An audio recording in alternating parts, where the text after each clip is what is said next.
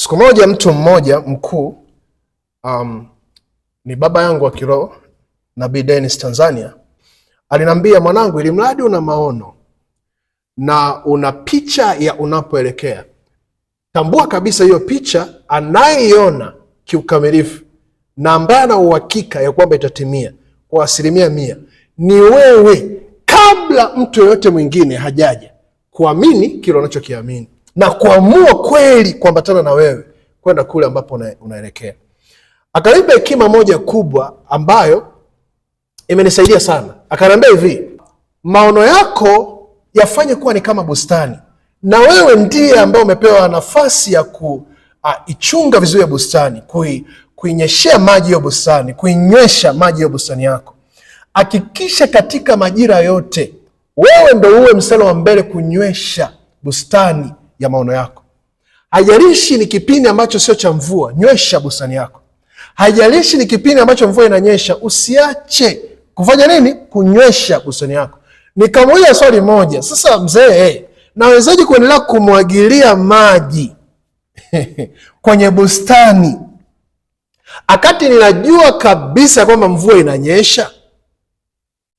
Akanambia hivi, unapoona mvua inanyesha, mimi natafsiri mvua ni kama wasaidizi wa hatima ambao wanakuja maishani mwako kukusaidia tu, lakini kiuhalisia huwa hawadumu, wanakuja kwa muda. Endapo kama ukibweteka ukasema ninasaidiwa, kuna kauvivu unako katengeneza kawewe kuwajibika kuhakikisha maono yako yanatimia au yanakuwa imara na yanazidi kuwa bora kadri siku zinavyozidi kwenda. Kwa hiyo hata kama watakuja kukusaidia, hakikisha hauachi kuendelea kuwekeza katika maono yako wewe mwenyewe binafsi, hata kama wanakusaidia, ili kwamba hata siku akiondoka bustani yako haita feel utofauti wowote.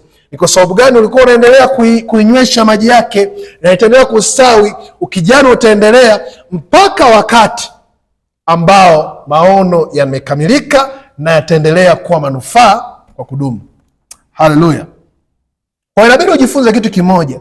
Ninakupa hii hekima ambayo baba yangu amenipa. Inawezekana una maono, tambua kabisa wewe tu peke yako ndio umepewa maono hayo. Hata kama atakuja mtu wa namna gani kusema anakuja kusapoti maono yako, naweza akafanya kwa viwango ambavyo hata nawe unafanya, lakini nani nikwambie, hauna uhakika ya kwamba wanaweza kudumu kufanya unayoyafanya. Ni kwa sababu gani? Ile picha halisi unayo wewe. Haleluya. So hakikisha kwa majira yote uwe ndo mstari wa mbele kuhakikisha maono yako yanastawi, yanaimarika na unayaboresha kwa gharama zote, pasipo kujali nani anafanya nini, kitu gani kinafanyika. Hiyo itakusaidia hata siku iwepo wasaidizi wa hatima ghafla wakatoka, manake maono hayatateteleka. Ni kwa sababu yana wewe, bado yana wewe.